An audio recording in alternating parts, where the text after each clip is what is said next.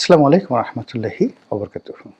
সম্মানিত দর্শক, ইনকিলাব মঞ্চের নেতা জনাব হাদী গুলিবিদ্ধ হয়েছেন শুক্রবার এবং তার মস্তিষ্কের যে স্থানটিতে গুলির আঘাত লেগেছে এটি অত্যন্ত স্পর্শকাতর। এই মুহূর্তে তিনি জীবন মৃত্যুর সন্ধিক্ষণে আছেন। তার সুস্থ হওয়া, বেঁচে থাকা এর পুরোটাই আসলে মহান আল্লাহ রাব্বুল আলামিনের কুন ফায়াকুনের উপর নির্ভর করে। ইন জেনারেল যদি সাধারণ অবস্থায় হতো বা এই জনাব হাদী তাকে যেভাবে গুলি করা হয়েছে এটি যদি কোনো আমজনতার উপর করা হতো, স্পট সঙ্গে সঙ্গে তার মারা মানে যাওয়াটা অনিবার্য ছিল। কিন্তু যেহেতু তিনি সেলিব্রিটি, তাকে বাংলাদেশের যতটা সম্ভব সর্বোচ্চ চিকিৎসা দেওয়া হয়েছে। প্রথমত ঢাকা মেডিকেল কলেজের যে ওয়ান স্টপ সার্ভিস, আমি মনে করি যে এটা one of the best service in the world. আপনারা হয়তো অনেকে সিঙ্গাপুরের কথা বলবেন, অনেকে ইংল্যান্ডের কথা বলবেন, আমেরিকার কথা বলবেন। কয়জনের অভিজ্ঞতা আছে আমি বলতে পারবো না। কিন্তু ওই সমস্ত দেশে পুরো চিকিৎসা ব্যবস্থার উপরে কাজ করার আমার সুযোগ হয়েছে। মানে চিকিৎসা ব্যবস্থার উপর কাজ করার সুযোগ হয়েছে। বলেই ফেলি যে আমি বিশ্ব স্বাস্থ্য সংস্থার ফেলো হিসাবে অনেকগুলো কোর্স আমি করেছি এবং সেই কোর্স করার জন্য পৃথিবীর অনেকগুলো উন্নত দেশের হসপিটালে আমাকে কাজ করতে হয়েছে। এবং এইগুলোর মধ্যে ধরেন adolescent health, safe pregnancy, newborn baby, reproductive health, এই বিষয়গুলো নিয়ে আমি আসলে পড়াশোনা করেছি WHO-র তত্ত্বাবধানে। তো বুঝতে পারেন যে আমি উন্নত দেশগুলোর চিকিৎসা ব্যবস্থা সম্পর্কে কতটুকু জানি। আবার উন্নত বিশ্বে যারা চিকিৎসা ব্যবস্থা সম্পর্কে জানেন তারা ঢাকা মেডিকেল কলেজের চিকিৎসা ব্যবস্থা সম্পর্কে জানেন না। আমি এবং আমার পরিবার সেই 91-92 সন থেকেই আমাদের যত মেডিকেল সেবা, চিকিৎসা সেবা আমরা ঢাকা মেডিকেল থেকে নেই। আমি, আমার স্ত্রী, আমার সন্তান-সন্ততি, আমার বাবা, মা সবাই। এবং সে অর্থে আমার কাছে মনে হয় যে ঢাকা মেডিকেল কলেজের যে জরুরি বিভাগ, এরকম মানবিক জরুরি বিভাগ আমি পৃথিবীতে কোথাও দেখিনি। আর এই জরুরি বিভাগের মধ্যে আবার এখন ইদানিংকালে যে ওয়ান স্টপ সার্ভিস হয়েছে, সেই ওয়ান স্টপ সার্ভিসের যে সেবা, এটার সঙ্গে আমি যে পৃথিবীর উন্নত দুনিয়ার যে চিকিৎসা দেখেছি, মানে তুলনাই করা যায় না। যে মানবিকতা, যে আন্তরিকতা এটা রয়েছে। ঢাকা মেডিকেল কলেজের যে আইসিইউটা রয়েছে, এই আইসিইউর মতো এরকম মানবিক আইসিইউ পৃথিবীতে আর কোথাও দেখিনি। জাস্ট অতীতে বহুবার সেবা পেয়েছি। একেবারে সাম্প্রতিক একটা ঘটনা বলি। আমার একটা বাগান বাড়ি আছে, সেই বাগান বাড়ির কেয়ারটেকার আমাকে আব্বা ডাকতেন, বাবা ডাকতেন। গত 5 বছর ধরে তার পুরো পরিবার আমার সঙ্গে থাকে। তার স্ত্রী, তার 2টো শিশু সন্তান। ছেলেটার বয়স বেশি না, সম্ভবত 83-84 সনে বা 86 সনে জন্ম। হঠাৎ করে নিউমোনিয়া হলো, ফুসফুস আক্রান্ত হলো এবং তাকে ঢাকা মেডিকেলে ভর্তি করানো হলো। আমি নিয়ে গেলাম। তো এরকম একটা অবস্থা হয়ে গেল, তার আইসিইউ দরকার এবং ওই মুহূর্তে যদি আইসিইউ না পেতাম তাহলে আমাকে, যাকে বলা হয় মানে ওই 1 ঘন্টার মধ্যে রাজু মারা যেত। তো যাই হোক, আমি সেই যখন ঢাকা মেডিকেলের একটা ইউনিটে ভর্তি করে আসলাম, বাসায় আসছি, 1-1.5 ঘন্টা পরে আবার হাসপাতাল থেকে টেলিফোন করলো যে অবস্থা খারাপ, যে কোনোভাবে ওকে একটা প্রাইভেটে নিয়ে আইসিইউতে ভর্তি করাতে হবে, না সেটা রোগী বাঁচবে না। তো আমি পাগলের মতো চলে গেলাম ঢাকা মেডিকেল এর 3-4টি আইসিইউ যা আছে সবগুলোতে গেলাম। তো সবাই যেহেতু আমাকে চিনেন, আমি রেগুলার সেবা নেই, তারা প্রাণান্ত চেষ্টা করেন, কিন্তু সবগুলো আইসিইউ পরিপূর্ণ। পরে লাস্টে ওয়ান স্টপ সার্ভিসে গেলাম এবং সেখানে গিয়ে বললাম যে আমি একটা আইসিইউতে নেওয়ার জন্য তো আমার একটা সময় দরকার, আমার ছেলেটাকে একটু আপনি রাখেন। তো ওয়ান স্টপ সার্ভিসের ডাক্তার তারা রাজি হলেন। রাত্রি তখন বাজে 3টা। তো জেনারেল বেড থেকে আইসিইউতে ওয়ান স্টপ সার্ভিসের আইসিইউতে আনবো এমন সময় যে আইসিইউতে আরেকটি আইসিইউ, যেটা জেনারেল আইসিইউ, সেখানে আমি বলে আসছিলাম, সেখান থেকে টেলিফোন করলো যে স্যার আপনার জন্য একটা সিট ম্যানেজ করা গেছে, পাঠান। তো সেই রাজুকে আমি সেখানে ভর্তি রাখলাম এবং তাকে ভেন্টিলেশন দিয়ে অলমোস্ট 1 মাস 10 দিন সে ঢাকা মেডিকেল কলেজে হাসপাতালে ঢাকা মেডিকেলে তাকে চিকিৎসা সেবা দেওয়া হয়েছে, যদিও সে মারা গেছেন। কিন্তু 1 মাস 10 দিন এরকম একটা অসহায় দরিদ্র বিনামূল্যে আইসিইউ সেবা উইথ ভেন্টিলেশন সহ পৃথিবীর অন্য কোনো দেশে হতে কিনা আমি জানি না। তো সেই ঢাকা মেডিকেলে হাদিকে চিকিৎসা সেবা দেওয়া হয়েছে। তার প্রাথমিক যে ডেঞ্জারটা ছিল সেটাকে মানে দূর করা গেছে। এরপর এভার কেয়ারে নিয়ে সর্বোচ্চ চিকিৎসা দেওয়া হচ্ছে আধুনিকতা সহকারে। এখন তিনি বাঁচবেন কি বাঁচবেন না সংকটাপন্ন, তাকে বিদেশে পাঠানো হবে কি হবে না, বেগম জিয়াও সেখানে অসুস্থ, তাকে বিদেশে পাঠানো হবে হবে না, প্লেন আসবে আসবে না, মানে এগুলো একটা গেম চলছে, খেলাধুলা চলছে। আবার হাদিকে নিয়েও কিন্তু একই গেম চলছে যে এই তাকে একটু নেওয়ার মতো সুবিধা হলেই সিঙ্গাপুরে পাঠানো হবে। এবং এখন হাদি যে চিকিৎসা পাচ্ছে এর উপর আসলে চিকিৎসা হয় না, এখানে সিঙ্গাপুর নিলেও কোনো লাভ হবে না। তো এনিওয়ে, কিন্তু এটা নিয়ে আমরা নাটক করছি। সেই নাটকের বাইরে গিয়ে যে বিষয়টি নিয়ে আমি আজকে আলোচনা করব সেটা হলো যে হাদির এই গুলিবিদ্ধ হওয়াটা কোনো বিচ্ছিন্ন ঘটনা নয়, এটি একটি ম্যাটিকুলাস ডিজাইন। যারাই করেছেন তারা কেবলমাত্র হাদিকে হত্যা করার জন্য করেছেন, আই ডু নট বিলিভ। এটা এরকম একটা ডিজাইন করে করা হয়েছে যাতে করে এই মুহূর্তে পুরো নির্বাচন প্রক্রিয়াটির সঙ্গে যারা জড়িত তাদের সকলের মনে ভয় ধরিয়ে দেওয়া যায়, এবং সেটা কাজ করেছে। দ্বিতীয়ত, সারা দেশে একটা অস্থিরতা তৈরি করা যায়। তৃতীয়ত, এখানে যে সকল পক্ষ রয়েছে তারা পরস্পর বিরোধী যে ফাইট, সে ফাইট তারা করবে, একে অপরকে দোষারোপ করবে, এবং সেই কাজগুলো শুরু হয়ে গেছে। ফলে যারা এই কাজটি করেছে তারা শতভাগ সফল। আমরা দেখলাম যে এই ঘটনার দায় প্রথমে মির্জা আব্বাসের উপর চাপানো হলো, পরবর্তীতে দেখা গেল যে না, সেটা খাচ্ছে না। এরপরে এক পক্ষ বলার চেষ্টা করলো যে এই ঘটনা সঙ্গে সেই ডাকসু ভিপি সাদিক কাইম সে জড়িত, সেটাও খাওয়ানো গেল না। তারপরে বলা হলো এটা ছাত্রলীগকে ব্যবহার করে সেই ভারত থেকে জাহাঙ্গীর কবির নানক ঘটিয়েছেন, অথবা যুবলীগের যে সম্রাট ছিল ইসমাইল হোসেন সম্রাট, তিনি এই ঘটনা ঘটিয়েছেন। এবং সর্বশেষ এখন যেহেতু পরপর 3টি মিসাইল এটা বন্ধ হয়ে গেল এবং অকার্যকর হয়ে গেল। প্রথমটা হলো মির্জা আব্বাসকে কলুষিত করা, বিএনপিকে কলুষিত করা। দ্বিতীয়টা হলো সাদিক কাইমকে কলুষিত করা। আর তৃতীয় হলো জামাতের মাস্টার প্ল্যান। আর সেগুলো ব্যর্থ হওয়ার কারণে এখন যেটা হচ্ছে গরিবের বাউস বা গরিবের ভাবি হিসেবে পরিচিত আওয়ামী লীগ। একেবারে কিছু যদি মানে কেউ যদি কোনো মনুষ্য বিষ্ঠা, মানে গু যেটাকে বলা হয়, মানুষের গু, কারো যদি টয়লেট থেকে গু হারিয়ে যায়, এখন সেটার জন্য এখন মানুষ আওয়ামী লীগকে দায়ী করবে যে আওয়ামী লীগ এখন কোনো কাজে তারা মানুষের গু চুরি করে। এরা চুরি করতে করতে এত খারাপ হয়ে গেছে, এখন গু চুরি করা ছেলেদের কোনো কাজ নেই, অতএব এরা গু চোর। এই জিনিসগুলো একটা ট্রেন্ড চলে আসছে, গরিবের ভাউজ হিসেবে সমস্ত দায়িত্ব আওয়ামী লীগের উপর চাপিয়ে দাও। এতে যারাই কাণ্ডটি ঘটিয়েছে তাদের যে কি পরিমাণ লাভ হবে এটা আপনি কল্পনা করতে পারবেন না। প্রথমত, এই ঘটনার দায় যদি আওয়ামী লীগের উপরে দেওয়া হয় তাহলে ধরে নিতে হবে যে আওয়ামী লীগের একটা বিরাট শক্তি আছে, মিলিটারি পাওয়ার আছে, এবং এই পৃথিবীতে এই এখন আমাদের যে বাংলাদেশে ক্রাইসিস টাইম রয়েছে, এই সময়টিতে যারা সবচেয়ে বেশি ভয় দেখাতে পারবে, ভয় সৃষ্টি করতে পারবে, তারাই বিজয়ী হবে। তো আওয়ামী লীগকে যদি আমরা সেই সুযোগটা দিয়ে দেই তাহলে আওয়ামী লীগ নাচতে থাকবে।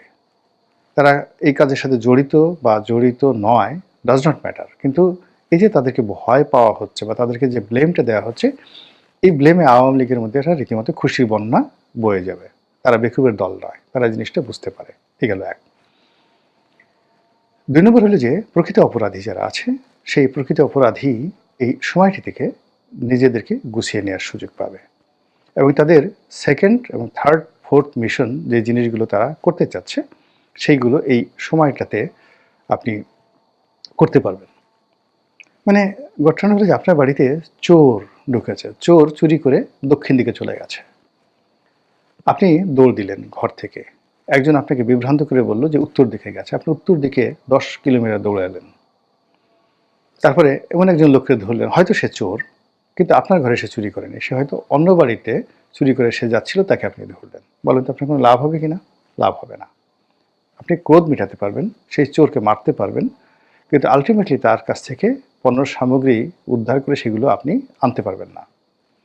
তো এখানে জনাব হাদিকে যারা গুলি করেছেন, আসলে সেই কর্মকাণ্ডের মোটিভ আগে জানতে হবে, যে এই কাণ্ডটা কে ঘটালো এবং এই কাণ্ডের ফলে কার লাভ হলো।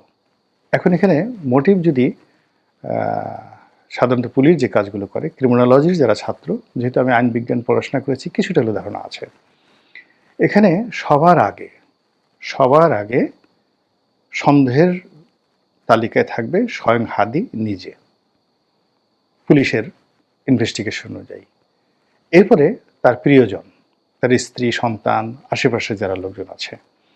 এটা বিশ্লেষণ করে দেখবে যে গত 14 মাসে হাদির সঙ্গে অর্থ নিয়ে, ক্ষমতা নিয়ে, তারপরে প্রেম নিয়ে, ভালোবাসা নিয়ে, নারী নিয়ে, যে বিষয়গুলো নিয়ে, স্বার্থ নিয়ে, পদ পদবি নিয়ে কারোর সাথে দ্বন্দ্ব এবং সংঘাত হয়েছে কিনা। এটা হলো তাদের একেবারে প্রিলিমিনারি ইনভেস্টিগেশন। এই জায়গাটা আমরা বন্ধ করে দিচ্ছি। এটা যদি একান্ত ব্যক্তিগতভাবে অভ্যন্তরীণ ক্রন্দলের ফলে হয়ে থাকে, এখন যেভাবে আমরা আওয়ামী লীগকে জড়ানোর চেষ্টা করছি, জামাতকে জড়ানোর চেষ্টা করছি, বিএনপিকে জড়ানোর চেষ্টা করছি, এতে করে তদন্তের যে একেবারে প্রাথমিক যে স্তরটি, সেই স্তরটিকে আমরা অতিক্রম করে দ্বিতীয় স্তরে যেতে চাচ্ছি। অথচ 90% যখন কোনো অকারেন্স ঘটে, 90% অকারেন্স ঘটে নিজেদের মধ্য থেকে। মির্জাফর তৈরি হয় নিজেদের মধ্য থেকে, আর বিরোধটা অর্থ, বৃত্ত, ক্ষমতা, ভাগবাটোয়ারা নিয়ে হয়ে থাকে সব ক্ষেত্রে। আমাদের এই বিপ্লবীরা, হাদি থেকে শুরু করে শ্রদ্ধারে কি বলছি, গত 14 মাসে তাদের জীবনে এত বিবর্তন হয়েছে। তারা এই সময়টার মধ্যে যারা জমিনে ছিলেন তারা আসমানে উঠে গেছেন, যারা প্রথম আসমানে ছিলেন তারা দ্বিতীয় আসমানে চলে গেছেন। তাদের কথাবার্তা, আচার আচরণ পুরোটাই সীমা অতিক্রম করেছে। এই হাদি থেকে শুরু করে অন্য যারা আছেন, 14 মাস আগে, 15 মাস আগে আমরা তাদের কাউকে চিনতাম না, কিন্তু অ্যাজ ইট ইজ তারা এই সাম্প্রতিক সময় তাদের আচরণ, কথাবার্তার মধ্যে এতটা কর্তৃত্ববাদী ভাব চলে এসছে, এতটা ক্ষমতার দম্ভ চলে আসছে, যে তাদের অ্যাটিটিউড বা দৃষ্টিভঙ্গি বা অঙ্গভঙ্গি, বডি ল্যাঙ্গুয়েজ, এগুলো দেখলে মনে হয় বহু শতাব্দী ধরে বংশ পরম্পরায় তারা আমাদেরকে শাসন করছে এবং তাদের সেই কর্তৃত্ব আছে এবং দে ক্যান ডু ইট, এবং এটা কন্টিনিউ করবে তারা। তো বোঝার চেষ্টা করুন যে এই যে একটা কর্তৃত্ববাদী তরুণ শ্রেণী তৈরি হয়েছে, ফলে লিডারশিপ নিয়ে, কর্তৃত্ব নিয়ে নিজেদের মধ্যে দ্বন্দ্ব সংঘাত হওয়া খুবই স্বাভাবিক। আর যেখানে টাকা থাকে সেখানে নেশা থাকবে, যেখানে টাকা থাকবে সেখানে নারী থাকবে, বা নারী হলে সেখানে পুরুষ থাকবে, সেক্স থাকবে, ভায়োলেন্স থাকবে, তারপরে আরও অনেক কিছু থাকবে। তো এগুলো পুলিশি তদন্তের একেবারে প্রাথমিক স্তর। কিন্তু যেই মুহূর্তে আমরা তাকে বলে দিচ্ছি যে হাদির এই হত্যাকারী এই ছেলেটি একজন নাম, 2 নম্বরে সেই ছেলেটিকে আমরা আবার বলছি যে সে ভারতে চলে গেছে, 3 নম্বরে সেই ছেলেটি একসময় ছাত্রলীগ করত, তারপরে সেই ছেলেটি এই কয়দিন আগে একটা মামলাতে সে আসামি হয়ে গ্রেপ্তার হয়েছে, 17 লক্ষ টাকা নাকি সে ছিনতাই করেছে, অস্ত্রসহ ধরা পড়েছে র্যাবের হাতে, আবার সে জামিন পেয়ে গেছে, খুব অল্প সময় আবার জামিন পেয়ে এসে হাদির সঙ্গে তার ঘনিষ্ঠতা। তো এই হাদির সঙ্গে তার ঘনিষ্ঠতা, আবার একই সঙ্গে ওই সময়টাতে রাষ্ট্রপতির সঙ্গে, সাবেক আব্দুল হামিদের সঙ্গে তার ঘনিষ্ঠতা, বিভিন্ন মানুষের সঙ্গে তার ছবি ভেসে বেড়াচ্ছে। এখন কোনটা যে এআই দ্বারা করা আর কোনটা যে বাস্তব, এটা বোঝা যাচ্ছে না। মানে একজনকে আপনি পোর্ট্রেট বানিয়ে পুরো তদন্তটা আপনি শুধুমাত্র ওই দিকে ফোকাস করে দিচ্ছেন। আর এই সুযোগে যে আততায়ী, যদি ওই ছেলেও আততায়ী হয়ে থাকে, এটাও তার জন্য একটা বিরাট রিলিফ নিয়ে আসবে এবং অন্য আরও অনেকগুলো, মানে যাকে বলে আততায়ী যারা আছে, উৎপেতে আছে, তাদের জন্য এই সময়টাতে বিশৃঙ্খলা তৈরি করার জন্য সুযোগ করে দেবে। বাংলাদেশে এখন যে অবস্থা চলছে তাতে পুরো রাজনীতির ময়দান ঘোলাটে, চারিদিকে অস্থিরতা, অনিয়ম, দুর্নীতি, অব্যবস্থাপনা এবং আমাদের চাহিদা প্রাপ্তি, এটার একটা যেটাকে বলা হয় একেবারে পোলছুরাতের মতো অবস্থা, চাহিদা এবং প্রাপ্তি এমন একটা জায়গাতে আমরা পৌঁছে গেছি, আমরা হতাশ হতে পারছি না, আবার আশাবাদী হতে পারছি না। আমাদের একটা নির্বাচন লাগবে, ভীষণ রকম নির্বাচন লাগবে, এর কোনো বিকল্প নাই। কিন্তু সুন্দর একটা নির্বাচন হবে এই ব্যাপারে আমরা কেউ আশ্বস্ত হতে পারছি না। আবার নির্বাচন যদি হয়ে যায়, যারাই আসবে ক্ষমতায় তাদেরকে আমাদের পছন্দ হচ্ছে না, তাদের বিরুদ্ধে আমাদের অনেক অভিযোগ। বিএনপি বলছে যদি আওয়ামী লীগ আসে, জামাত আসে, এরা স্বাধীনতা বিরোধী, ৭১-এ এই কাজ করেছে, লক্ষ লক্ষ মানুষ হত্যা করেছে, মা বোনকে ধর্ষণ করেছে, এরা আবার ক্ষমতা এসে আরও বাজে কাজ করবে।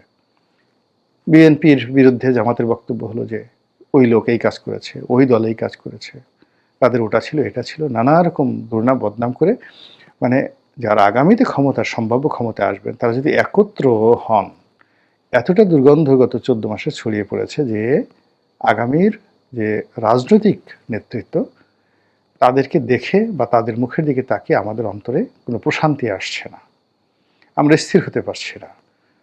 রাজনীতির যে সকল শীর্ষ নেতৃবৃন্দ রয়েছেন তাদের সবারই একটা করে বাজে নাম হয়ে গেছে। একজনের নামের পিছনে আগে চলে আসছে সুম্মা অমুক, সুম্মা ড্যাশ, আরেকজনের নামের চলে আসছে পলিথিন ড্যাশ, আরেকজনের নাম হয়ে গেছে ৩ ইঞ্চি, আরেকজনের নাম হয়ে গেছে পাকিস্তানি বীর্যে সৃষ্টি হওয়া, জন্ম নেওয়া টোকাই ইউটিউবার, আরেকজনের নাম হয়ে গেছে মানে সুদি ড্যাশ, আরেকজনের নাম হয়ে গেছে মানে অসংখ্য, মানে আপনি এই পর্যায়ে যারা আছে, আরেকজনের নাম হয়ে গেছে মানে টিনের ছেলে কাউয়া ড্যাশ, ১ ২ ৩ ড্যাশ। মানে যখন আপনি সম্মান এবং মর্যাদার যে জায়গাগুলো সেই জায়গাগুলো প্রতিপক্ষ এইভাবে রংচং মাখিয়ে দিবে, বিকৃত করে ফেলবে, তখন প্রত্যেকটি লোক ইতিহাস থেকে হারিয়ে যাবে। আপনি মুক্তিযুদ্ধের সময় তাকান, দেখেন অধ্যাপক গোলাম আজম সাহেব, ইয়াহিয়া খান, টিক্কা খান, তাদের প্রত্যেকের যে পোর্ট্রেট বিকৃত করে দেওয়া হয়েছিল, ফলে একজন লোকও কিন্তু বাকি জিন্দেগি টিকতে পারেনি। ফলে আমাদের এই সমাজে যাদেরকে নিয়ে কার্টুন হয়, যাদের চেহারা বিকৃত করে দেওয়া হয়, যাদের ব্যক্তিত্বে চরিত্রে কালিমা লেপন করা হয় অটোমেটিক্যালি, সেই মানুষগুলো রাজনীতিতে ফিরে এসেছেন এবং ভালো কিছু করেছেন একটা সিঙ্গেল উদাহরণ আপনি দেখাতে পারবেন না। প্রত্যেকটা মানুষ রাজনীতি থেকে হারিয়ে গেছে, মানে তারা জীবিত আছেন কিন্তু তাদেরকে নিয়ে মানুষ ট্রল করছে, ঠাট্টা করছে, মস্কারা করছে, বাঘকে বিড়াল মনে করছে, হাতিকে ছাগল মনে করছে, ষাঁড়কে বা মহিষকে মনে করছে ইঁদুর।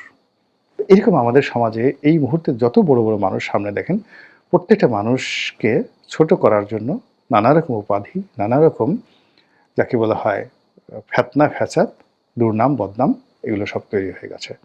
ফলে রাজনীতি নিয়ে আমরা কোনো সুখকর স্বপ্ন দেখতে পারছি না, কিন্তু আমাদের দরকার, উই নিড ইট। সেকেন্ড হলো যে বর্তমান সরকারকেও আমরা হারাতে চাচ্ছি না। অনেক পরিশ্রম করে আমরা পেয়েছি, অনেক শ্রম করে আমরা পেয়েছি, এবং আমরা সবাই জানি যে এই সরকার যদি চলে যায় বা আমরা যদি একে বিদায় করে দিই, এই সরকার যদি পতন হয়, আমাদের জন্য আরও মারাত্মক পরিণতি অপেক্ষা করছে। কিন্তু সরকারের যে কর্মকাণ্ড আমাদের ভালো লাগছে না, একেবারেই আমাদের অপছন্দ। এত ব্যর্থতা, এত দুর্বলতা, সব কিছু ধামাচাপা দেওয়া, একটার সঙ্গে আরেকটা মিলে আনানোর কারণে কি হচ্ছে, আমরা ধৈর্য রাখতে পারছি না সরকারের কর্মকাণ্ডে। ঠিক সেই অবস্থাতে যখন এরকম একটা হত্যাকাণ্ডের চেষ্টা চলে, এরকম একটা দুর্ঘটনা ঘটে, আবার সেটাকে নিয়ে প্রতিটি পক্ষ, যাদেরকে আমরা এমনি দেখতে পারি না, প্রতিটি পক্ষ যাদের কারো সম্পর্কে আমাদের সার্বজনীন কোনো শ্রদ্ধাবোধ নেই, কারো সম্পর্কে আমাদের বিশ্বাস নেই, প্রেম নেই, ভালোবাসা নেই, তারা যদি একে অপরকে ঝগড়া করে, তাহলে আপনার কাছে কেমন লাগবে বলেন তো? ধরেন রাস্তায় আপনি চলছেন, হাতে একটা লাঠি আছে আপনি, বা একটা আপনার অন্য কোনো অস্ত্র আছে, ৩-৪টি কুকুর, এই গতকাল কোনো একটা কুকুর হয়তো রাস্তায় হেগে গেছে, আপনি পাড়া দিয়ে পুরো কাপড় চোপড় নষ্ট করে ফেলেছেন, ফলে ওই কুকুরটার প্রতি আপনার অনেক রাগ। আর একটা কুকুর প্রতিদিন কোনো কাজ নাই করবে না, আপনাকে দেখলেই লেজ নাড়ে আর ভেউ ভেউ ঘেউ ঘেউ করে আপনাকে ভয় দেখায়। আর একটা কুকুর একটু তেজি, ও একদিন আপনাকে একটা দাবড়ানি দিয়েছে। এরকম হঠাৎ আপনি দেখলেন যে ৪-৫টি কুকুর এইরকম, যারা সবার দ্বারা আপনি ডিস্টার্ব হয়েছেন, এরা পরস্পরের সঙ্গে ঝগড়া করছে, মারামারি কাটাকাটি করছে। তখন আপনার কাছে কেমন লাগবে বলেন তো? আপনি দাঁড়িয়ে কি চিন্তা করবেন? আপনি মারামারি বন্ধ করে দিবেন? বা চাইবেন যে এই জিনিসগুলো এরকম হোক? জাস্ট একটা বাজে জিনিস দিয়ে আমি উদাহরণ দিলাম। কিন্তু সমাজে যখন এখন প্রতিটি জিনিস যখন অস্বাভাবিক হয়, অসহ্যজনক হয়ে যায়, আর তখন যখন এই অস্বাভাবিক এবং অসহ্যকর বিষয়গুলো একে অপরের সঙ্গে দ্বন্দ্ব সংঘাত সৃষ্টি করে বা তৈরি করে, তখন পুরো সামাজিক পরিস্থিতিটা একটা দারুল হাবিয়া হয়ে যায়, জাহান্নাম হয়ে যায়, দোজখ হয়ে যায়। তো সেই দিক থেকে আমি মনে করি যে এই যে দুর্ঘটনাটা, জনাব হাদিকে নিয়ে যে দুর্ঘটনাটা ঘটছে, এটার প্রথমত কারণটা বের করতে হবে। এই ঘটনাটা কেন ঘটলো? ফার্স্ট দ্য রিজন, যদি আমাদেরকে বাঁচতে হয়, মাথা ঠান্ডা রাখতে হবে এবং এই রিজনটা বের করতে হবে। ২ নম্বরে কে করলো এই কাজটি? এর পিছনে কারা, কারা আছে? কেন করলো এই কাজটি? এটা আমাদের বের করতে হবে। থার্ড হলো যে এটার আল্টিমেট গোল কি?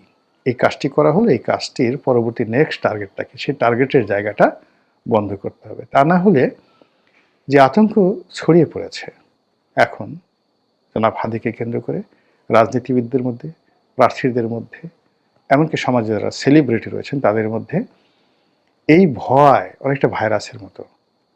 মানুষের মধ্যে যে একবার আতঙ্ক ছড়িয়ে পড়ে, এটা শুধু বাড়তেই থাকে। কাজেই এটা কোনো রাষ্ট্রের পক্ষে এই ভয় দূর করা সম্ভব নয়, এবং মানুষ ভয় দ্বারা যত ক্ষতিগ্রস্ত হয়েছে, অন্য কোনো জিনিস দ্বারা এত ক্ষতিগ্রস্ত হয়নি। আমরা এই ভয় পাওয়া থেকে আল্লাহ যেন আমাদেরকে হেফাজত করেন, রক্ষা করেন, এই দোয়া করছি।